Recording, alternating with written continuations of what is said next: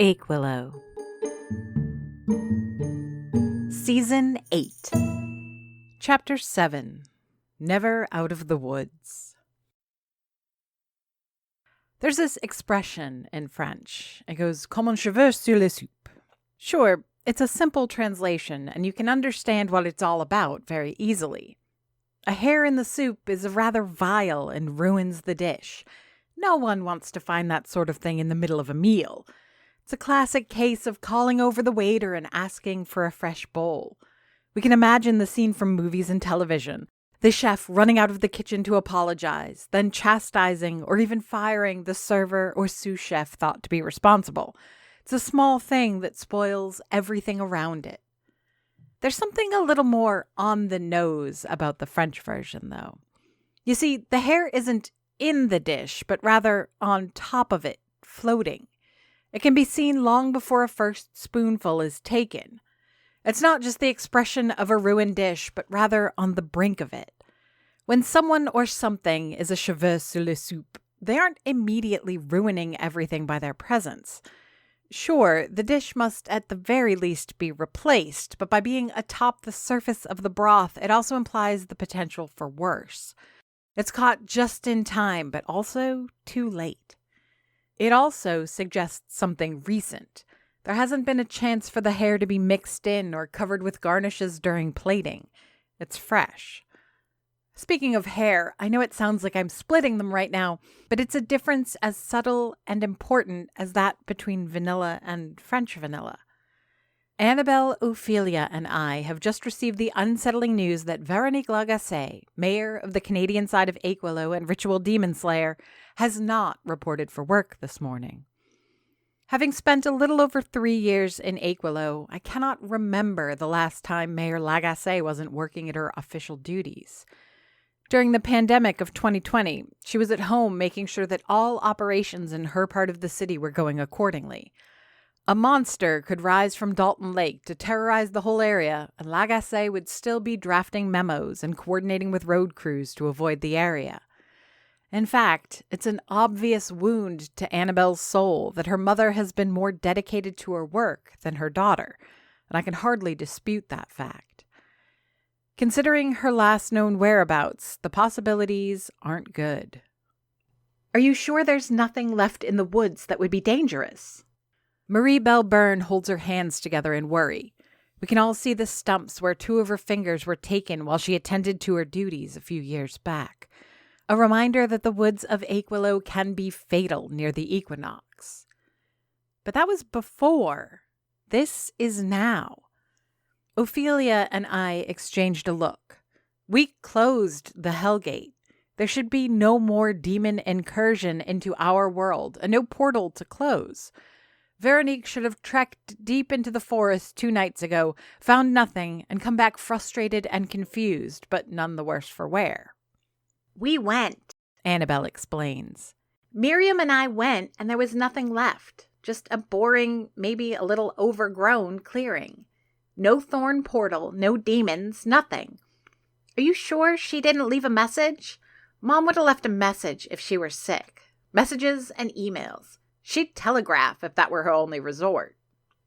Mayor Byrne's lips tighten and her eyes narrow a bit. Fear is easy to transmogrify into impatience, but this is Annabelle who's asking, and the glib tone is to be expected. Trust me, she says, her tone even. I know better than anyone how your mother handles a sick day. She doesn't. I wouldn't be here otherwise. If it weren't for the typical dining room noises and the passing of cars outside, I think we would have heard the grinding of Annabelle's teeth. Just as things were starting to perhaps warm up between my friend and her mother, Aquilo's darker side threatens to have caught up with Veronique Lagacé. And few are as well informed about all the horrors that can befall a resident as the mayor and her daughter. The standard expression is that when life gives you lemons, you make lemonade. But in cuisine, when you have a bird's carcass picked clean, unattractive but still delicious vegetables, and a cold few days ahead, you make soup. And isn't that what we're looking at? A bunch of disparate catastrophes, all tragic on their own, but perhaps if we put them together, we can make something of them? Okay, I say, taking charge in a way that is both unfamiliar but not all that unpleasant. I think we can all agree that there are no such things as coincidences, not in Aiguilot. Stefan should be here in a few minutes to take over. We've lost people in the woods before. We just have to go looking for Mayor Lagacé. We can ask Mr. Pickering for his dogs, Annabelle adds with renewed energy. If you give me half an hour, Ophelia adds, not quite matching the energy, but almost. I can try to embroider some wards into articles of clothing. Anything will do. They won't be very powerful, but every little bit helps. Right, I pitch in, surprised at everyone's enthusiasm. And I'll see if I can brew us a little something that'll keep us sharp. This is it. We're taking all our ingredients and we're making soup. As one, we turn to Marie Belburn, expecting her to chime in. Surely the demon-fighting mayors of Aiguilot have relics and talismans at their disposal? Perhaps some allies that can be called upon in times of need. Instead, the poor woman loses every hint of color from her face. The veins in her neck stand out and shiver as the muscles in her face spasm. The pupil in her good eye dilates at the memory of what she endured in the woods of Aiguilot. There will be little help coming from her direction. I'm sorry, she murmurs. Maybe I can get Detective Lemore to accompany you, or loan you a few officers. I have guns, but they're for hunting, and I don't think I should. It's fine, I soothe. We need someone to stay at City Hall in case this is a misunderstanding and Veronique shows up later. Okay, fine. Not all ingredients make it in, but soup in the making we have nonetheless. Short of a chant and a cheer, we part ways to our individual duties. Even Mayor Byrne seems a little relieved, even though she fell short of being part of an immediate solution. As for me, I start to think of the various ingredients that can serve as whetstones for the mind. Coffee, of course, but maybe with a touch of echinacea for clairvoyance. I can't say I'm optimistic about finding anything in the woods. Even if we bring Pickering's dogs, I doubt it'll help. I saw the Hellgate dismantled and consumed by the forest. A nature goddess manifested to tear the clearing apart, reclaiming it as her domain. If we do find Veronique Lagacé, it'll be because she got lost looking for a thing that was no longer there, not as a victim of infernal forces. This whole thing, this soup, is more of a team-building exercise. However, if there is something to discover, at least we'll be well-equipped to deal with it. And it gives me purpose in the meantime. I'm just about finished with my concoction, interrupted by customers only once or twice, when the door chimes call out a fresh arrival. Judging by the time of day, I expect it to be Stefan arriving at his precisely scheduled 5 minutes early. Just in time, I say, coming out of the kitchen, twisting the cap on a fresh thermos of slightly enchanted coffee. I've got to run, but... It's not Stefan. It's Cindy, arriving comme un cheveu sur la soupe. She's wearing those slightly oversized sweatpants that seem fashionable these days, with a tank top that's far too light for the weather, and a fanny pack worn over her shoulder and across her chest. Her fingernails match the baby blue top, and even the hair tie keeping her ponytail together. Where, when, and how did she get her nails done in Aiguilot? I'm sorry, Cindy, I say, packing a random assortment of pastries, picking from whatever's sold the least through the day. We'll have to talk later. I've really got to go. She drops down onto a stool at the counter, the one closest to the register, and me. Mims. She's got an insistence to her voice that threatens my words will be ignored. I don't know what it is she and Trevor are even doing in Aiguilot, but damn it, I do not want to deal with it right now. I don't have time, I repeat, looking nervously at the door, begging the chimes to herald Stefan's arrival. Can't this wait until tomorrow? We're leaving tomorrow. We won't be back for a couple of weeks. This isn't the Cindy that comforted me after I got kicked out of school, or even the one who visited after my incident here in Aiguilot 3 years ago. I see it in the tilt of her head and the puppy dog eyes she used to look at me. This Cindy is closer to the one who tearfully apologized the day I found her in bed with my boyfriend. This is the one I hate most. The one that won't let me move on because of her own issues. Tell me when you're on your way back then. My words are less patient, with a hint of finality. Whatever it is, I don't want to hear it. Did she and Trevor break up? Is the shame eating her up again? Did her therapist tell her to do this? I don't care either way. Any of these is a distraction I can do without. I have other issues to attend, issues that walk the line between life and death. I can't, she insists, undeterred. I need you to know something before I go. I want you to know now because I don't want you to learn it later and from someone else. Girl, I think I am fresh off watching someone's skeleton levitate from a hole in the ground, and my great-grandaunt's skull is in a bread box on my kitchen counter upstairs. What could you possibly have to say that will compete with that? I'm proposing to Trevor while we're on vacation, she continues, eyes closed as if she were taking a leap of faith. And I need to know that you're okay with that. I have a big bowl of soup in front of me, ready to be devoured. It's the first course in a whole meal of problems looking for solutions. In a perfect world, I'd ignore the hair and get on with it. Who cares? It's just one hair. But I can't ignore it. I'm not okay with it. So? Annabelle asks, shouldering her bag. What did you say? The afternoon seems undecided between sunny and overcast. Diffuse clouds cross the sky in slow motion, obscuring the sun for long periods of time before clearing up again to reveal large blue patches. None of it will matter soon, as we'll be entering the forest and its own filtered interpretation of the weather. We've only got one stop first. Nothing, I conclude my tale. Stefan walked in and I took the opportunity to bolt. I've got bigger fish to fry. You can say that again, Ophelia murmurs under her breath. The three of us are walking across Richard Pickering's field. While there is a beaten path to follow, making our trek that much easier, it's like walking through a sea of wheat. Wind brushes against the surface of the field, creating beautiful waves like a golden ocean. Her feelings are valid, Ophelia. Annabelle comes to my defense. She looks nervously at the horizon, fixated on an island in this ocean of crops, the small collection of buildings that make up the farm itself. Then just give her your blessing and let everyone move on. Ophelia sounds out of breath and out of patience. My little drama, her own hair in the soup.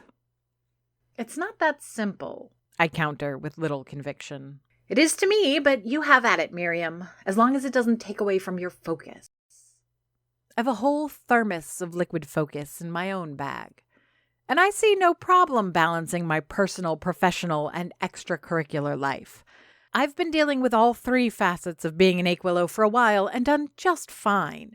This is just about putting the final period on a chapter of my life long over with.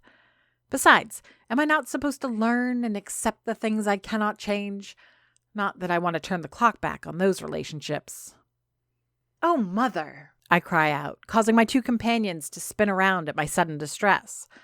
I might as well have stepped on a snake, judging from the look on their faces, and I can see that even Ophelia is ready to jump into action should the situation require it. What? Annabelle demands. What's wrong? Nothing, I reassure. I was supposed to meet someone at the cafe, and I just realized that they never showed up, and I left before they could. It doesn't matter. Except it does. I've no means of reaching Charity to reschedule or apologize.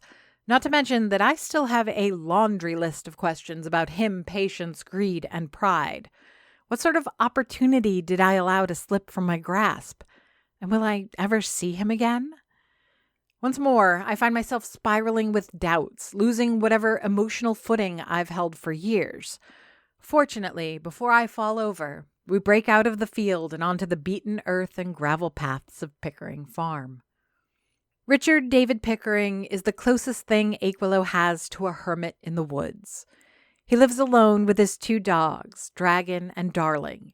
While not hostile to visitors from the village, he tends to live a rather private life. Sure, he allows kids to camp on the outskirts of his fields, and he's been helping here and there when demanded of him, but he leans towards the company of his dogs and the wind that blows over his crops. Seldom does he come to town, and then only for supplies. Never for company or even a beer at Louis' Tavern. A few times a year, he'll employ local teens and some other cheap labor to help with the planting of crops, spreading of manure, or harvesting. I'm told he pays handsomely, though that might be a question of perspective. Bottom line is, Pickering isn't one with whom anyone has frequent interactions, and no one ever feels welcome on his farm, unless it's by the basset hound called Dragon. The animal in question is first to spot our little group. If the legend of his tracking ability is true, and I've seen it enough in action to believe it is, then he's known we were on our way before we made it halfway through the field. Ears flopping with every one of his short steps, Dragon runs to meet us.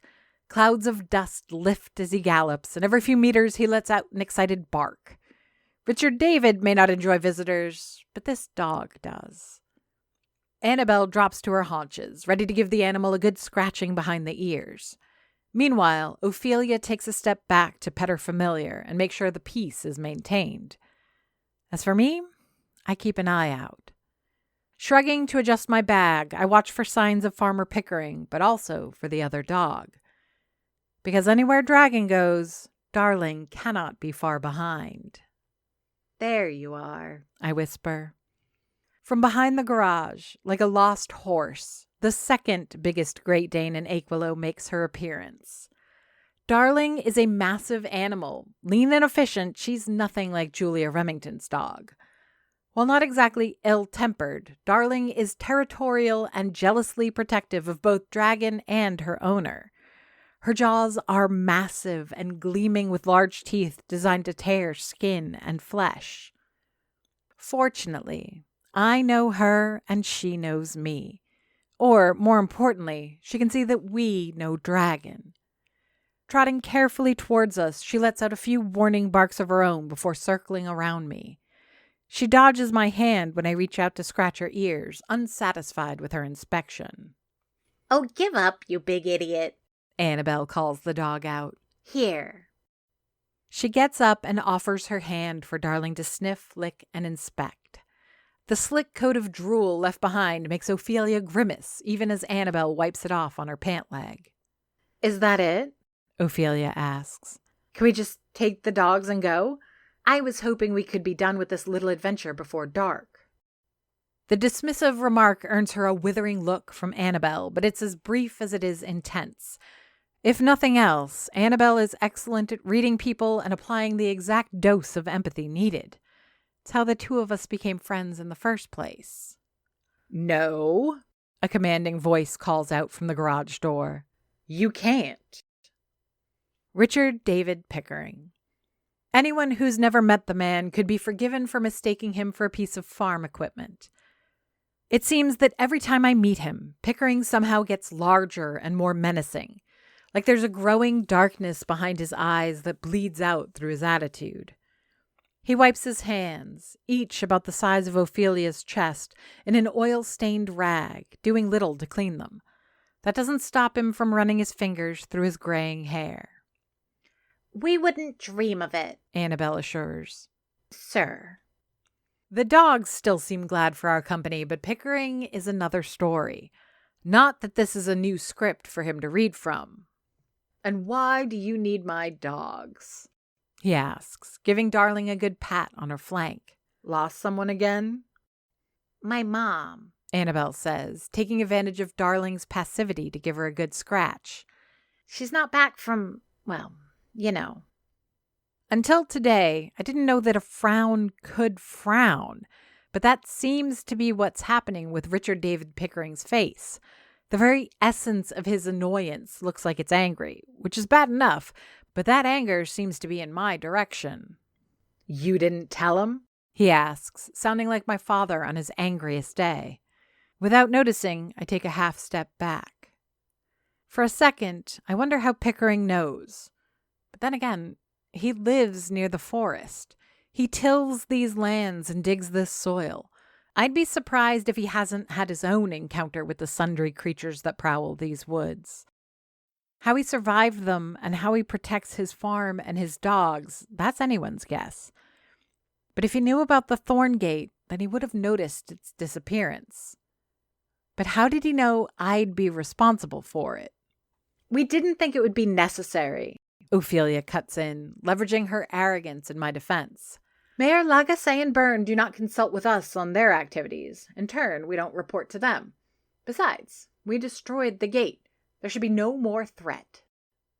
There's a spark of frustration in Pickering's face, and his fists tense. He spits on the ground in an attempt to compose himself. Even the dogs seem confused by his sudden anger. Or is there? I ask, leaning in to try and get a good look at his face. Without a word, the farmer taps his knee, signaling for Dragon and Darling to heel and follow. He then turns around and starts walking to the farmhouse. Annabelle, Ophelia, and I exchange confused looks. Even William pokes his head out to observe the scene. This short window, when Pickering's attention seems to be on other matters, looks ideal for us to be on our way. But we still need the dogs. What are you waiting for? The farmer calls out, and the window is closed. We catch up as he's unlocking the door to his home, inviting us to walk into his kitchen. I've been here, so has Annabelle, but Ophelia is new to the Pickering house. Just like we were the first time we set foot in here, she is baffled by the sight. Hundreds, perhaps thousands of religious items cover the walls and clutter every available surface. Crosses, medals of a saint, finely crafted mandalas, and rough-hewn tikis.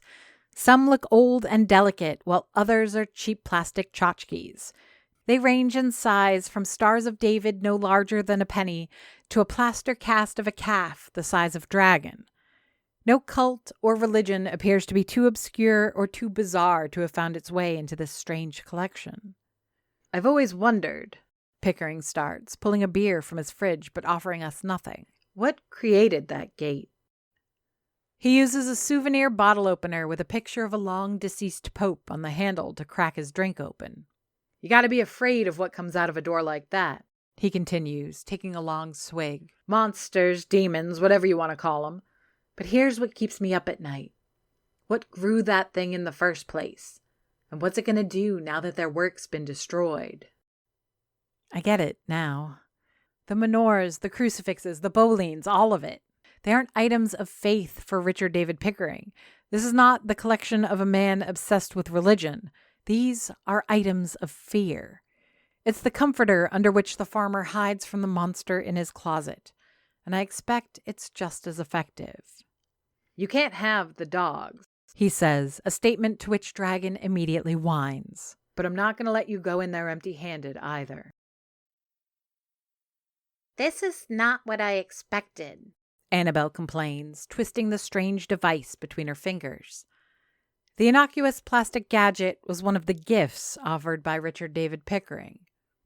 Considering the contents of his kitchen and everything covering his walls, we expected something different. Perhaps a selection of holy symbols carefully picked from his collection. Not the random souvenirs, but maybe items of true religious significance. The thought that he might arm us with actual weapons, firearms, and rifles also crossed my mind, but looking around at our little group, it's difficult to imagine any of us packing heat. Instead, Farmer Pickering blessed us with powerful artifacts normally owned by experienced hikers. To Annabelle, he gave an emergency satellite two-way messaging device, the kind of little toy explorers carry in case of emergency so they can call for help, even when there is no cell service. It looks like an expensive piece of gear, but it lacks the panache of a magic sword. To Ophelia, he gave a first aid kit to put in her bag. It's not much, he explained. But if Veronique is hurt, you'll have the basics to stabilize her and help. To me, he gifted the most delicate of his artifacts, a thing only to be used in absolute dire straits. In fact, he made a point of it being dangerous when used wrong, and could cause as much harm to me as it might a target if I'm not careful. A can of bear spray. It's not that surprising when you think about it, I say in an attempt to rationalize things. Pickering is a practical man, and these are practical tools. I, for one, think these are brilliant. Ophelia chimes in. What would you rather have if we find your mother wounded? Bandages and medicine, or some sage we can burn as an offering? Annabelle pockets the device put in her care with a sigh. The bandages, of course. Besides, Ophelia stops and starts digging through her bag. we have our own brand of mystical protection. William, chased from his home, starts to circle around us. We're nearing the edge of the woods, right next to the ditch that separates the farmer's fields from the forest we mean to explore. Dusk is in the process of smothering the afternoon, and looking into those dark trees makes me uneasy. Fortunately, Pickering also gave us flashlights, each older than the next. Where normally I would expect yarn and needles to come out of Ophelia's massive bag, she instead pulls out a few garments. To Annabelle, she hands a small folded square of bright pink fabric. When unfolded, it turns out to be a bandana, which my friend is quick to tie around her head, making her look like a chipper version of Rosie the Riveter. It's the only color I had. Ophelia apologizes. To me, she hands a rather familiar sage-colored piece of cloth. I take it from her, frowning and digging into her with my eyes. What did you do to my spare apron? I ask, suspicious. I unfold it, looking for unsightly alterations or damage to the fabric or stitching. Impatient, Ophelia grabs a corner of the apron to show me a subtle little glyph.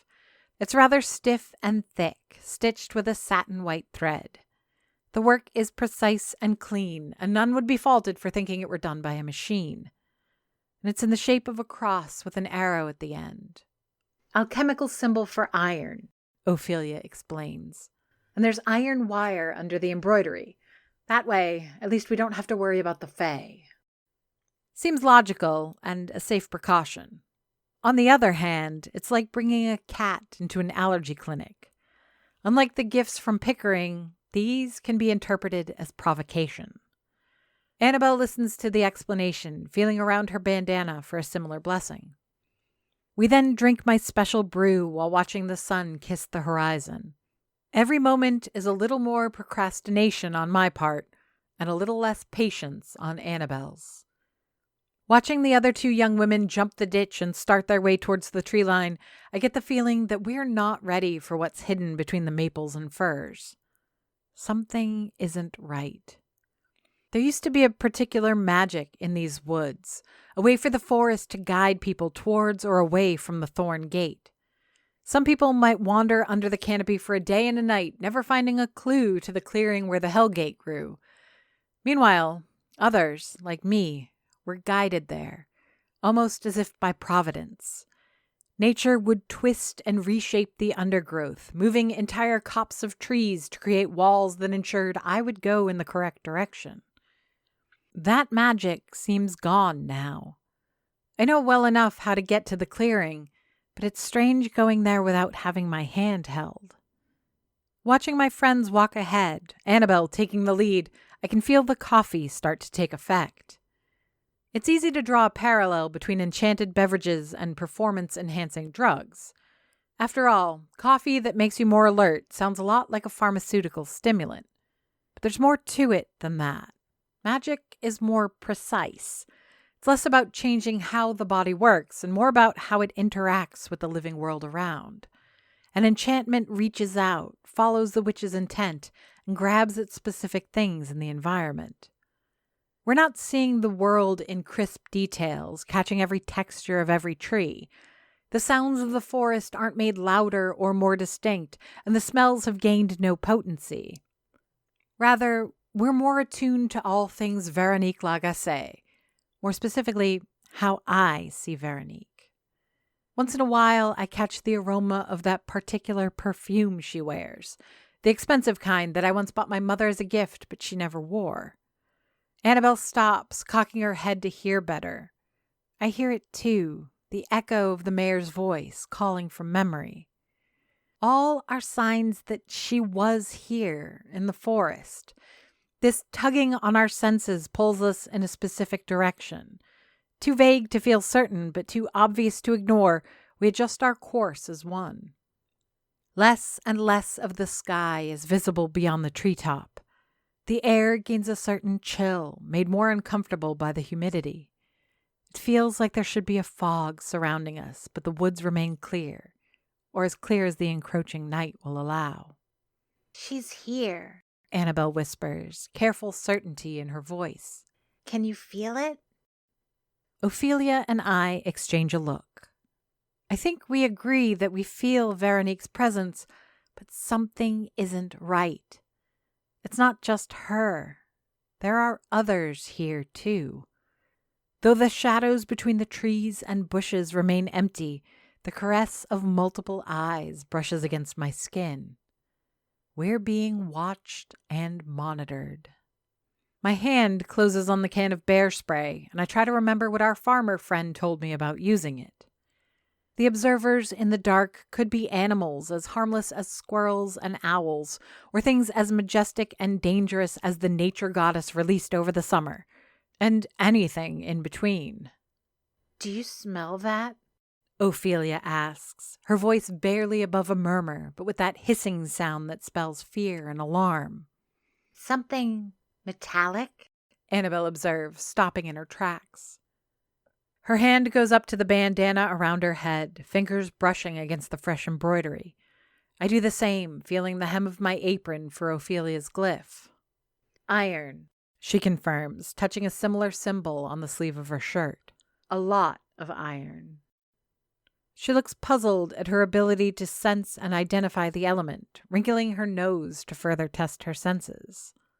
That coffee really works, she says, shocked. I know what I'm doing, I say, maybe a little too defensively. Sure, Ophelia nods. If you guys are done patting each other on the back, Annabelle spurs us on. I think the smell is coming from this direction. Without looking back, without making sure we follow her, my friend goes forth between the trees, forging ahead to find her mother. I'm reminded of the large sword hung between the offices of Veronique Lagacé and Marie Belle Byrne. It's a beautiful antique that perfectly accents the wall on which it's displayed. The point of the blade a few feet above the red and blue lines that split City Hall between the two countries, as if its edge could split the nations apart. I'd normally think such a weapon would be forged of steel and other modern alloys, but what if that's what we're smelling? A sword made of iron, specifically for its ability to ward off occult forces.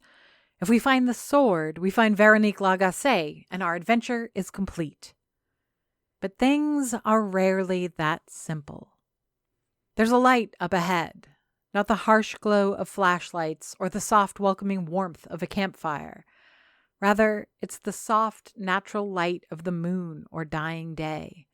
It heralds a place amongst the trees where the forest opens up to the sky, moon, stars, clouds, and all. It's a clearing. The clearing. As we step between the last line of evergreens, it becomes apparent that this was where the Hellgate used to stand. Not because of any vestige of the infernal threshold, but rather what was done to bury it for good. Nature itself went overboard to conceal what happened here over the last few decades, pushing ferns, grass, and even saplings to grow quick and big. In a few seasons, this part of the forest will be no different from the rest, and there will be no trace of the thorn portal remaining. Walking under the naked sky, we can smell strawberries and fresh dew, along with the stench of moist sod under our feet. And, of course, the smell of iron. Ophelia wrinkles her nose again, looking around like a tourist revisiting a favorite museum. The tall grass and early saplings part to reveal the center of the clearing. Where we'd hoped to find Mayor Lagacé, or at the very least her sword, we find other vestiges of human activities. A chill runs up our spine. Even our desire for answers, our need to find Annabelle's missing mother, is halted as we all take a step back. Discovering an empty clearing would have been preferable to what this sacred place has to offer instead. It's a desecration.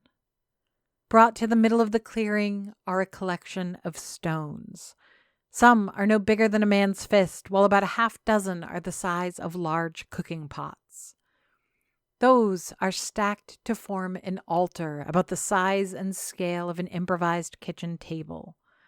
Small trees, cut down and stripped of their branches, are planted like lanterns at 6 equidistant spots around the altar and show signs of having been recently lit. And on the altar, covering it like a generous coat of paint, thick and dry, is the source of the iron smell that has been beckoning to us. Tell me Annabelle stammers. Tell me that's not... But it is. Yep, that's blood. Aquilo is written by J.F. Dubow and narrated and produced by me, Amy Frost. If you enjoyed this podcast and would like to hear more, please rate and review us on Apple Podcasts or your preferred podcast platform. Want to support the show? Buy us a coffee. Go to ko-fi.com/Aquilo to donate. Aquilo has a Patreon. Visit patreon.com/Aquilo for details. Follow us on Facebook, Blue Sky, and Instagram under the username Aquilo.